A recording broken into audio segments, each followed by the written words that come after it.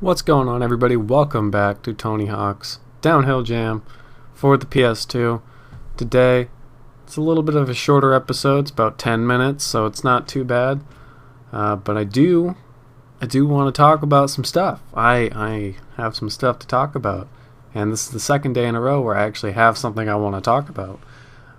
So, interesting thing about PlayStation 2s, just PS2s in general. The fat ones in particular, actually. You can connect hard drives to them and run ISOs off those hard drives if formatted properly and set up properly. And that's what I'm doing right now, because I ordered an IDE hard drive, which is a really outdated hard drive, a very slow hard drive, and a very shitty hard drive. And right now I'm in the process of formatting it and creating a disk image for it to make it work. So I have 10 minutes free because it's supposed to take a long time to write that image file. So I think it's pretty cool, and it gives me like a sneak peek on some of the PS2 games that I really want to buy, but I'm not sure if they're really worth it, you know? And a lot of the games that I played as a kid that are a little bit harder to come by or a little bit more expensive than I really want. Like, I have a couple SpongeBob games, and I have a Sims game, actually, of all things, that I really want to play on the PlayStation 2. I don't know if I'll get to it today, or tonight, I should say, but I would really like to play some of the PS2 games that I played as a kid. And, you know, I had them.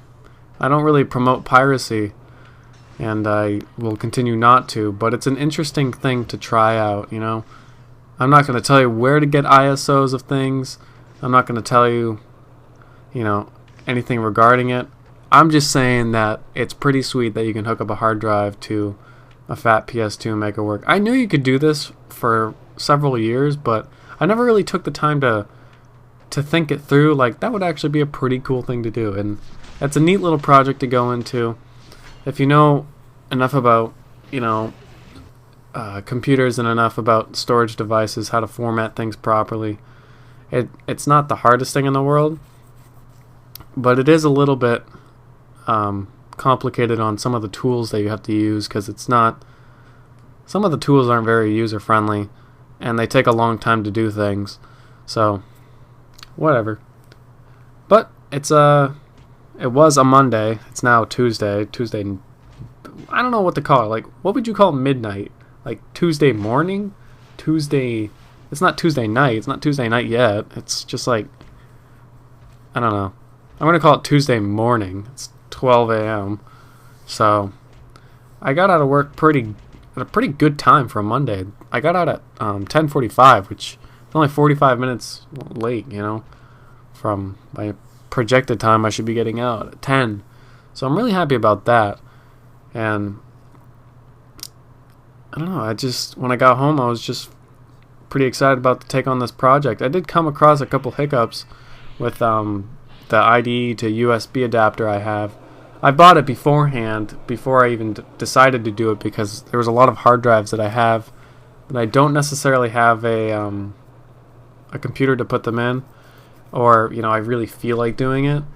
Well, I have a lot of SATA hard drives that I just find, or that I just buy from other computer rigs, and I just never explore them. So I figured that would be a really cool way to explore them, and 2 of them were duds, and the other were just Windows XP images, and nothing really crazy with the files, just like a freshly formatted OS of Windows XP, which is, I guess, okay.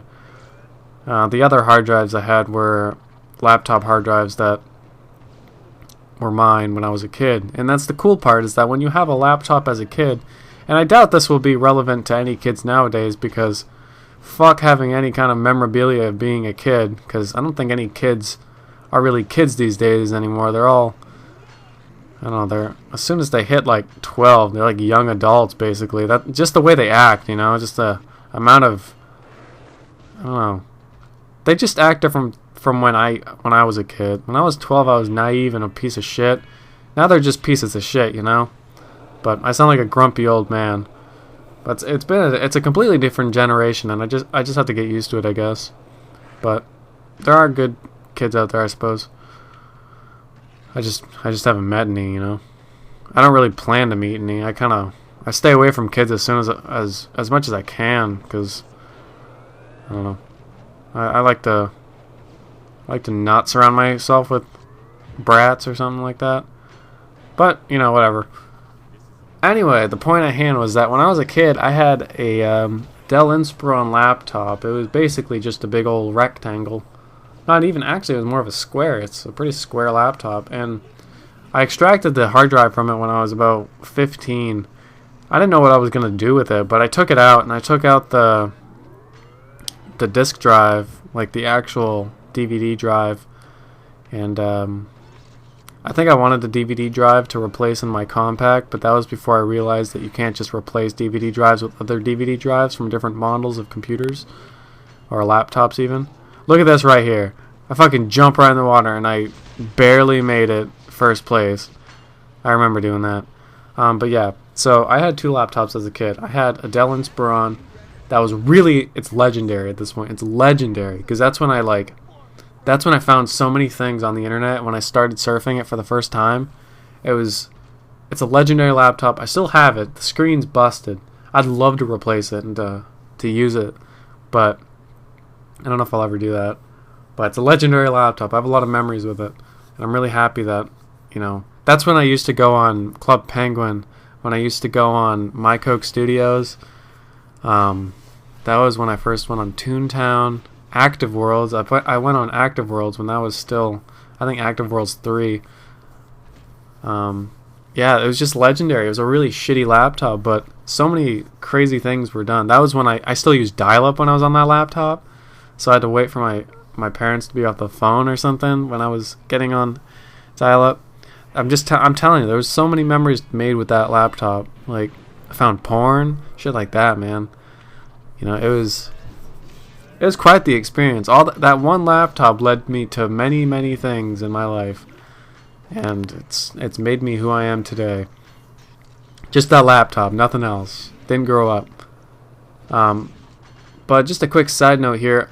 For anyone wondering what happens when you collect Skate, I just collected Skate, and it has plus 30 seconds, and it also doubles your overall score in these little trick things. So that's what they actually do. So they are pretty important to get. And I would recommend getting them if you want to go for the super high scores. But anyway, going back to the subject, I searched through one of those hard drives, and man, it was a blast from the past, because when I had that laptop, Rock Band 1 was out, and I took screenshots, or like I took actual pictures with a digital camera of some of the scores I got, and it's just so cool looking at them. You know, I didn't have any pictures of myself, which thankfully that was kind of the relief there. But there's a lot of Rock Band stuff, a lot of just old games I used to play, just like online stuff, and just old programs that I should have never downloaded. Luckily, I never had a virus on that computer. Surprisingly, I was in the golden age of viruses with Windows XP, and I didn't have any viruses. It was really crazy how I couldn't find anything. I know it's not the most secure laptop, but to be without any viruses. I remember, and by virus free I mean like the current state of the laptop. I did have a virus at one point where it deleted my wallpaper and like shit like that. It told me to call a number, but I never did it because I didn't care. And somehow I just got rid of it. I must have downloaded an antivirus, or I just used the McAfee that came with it.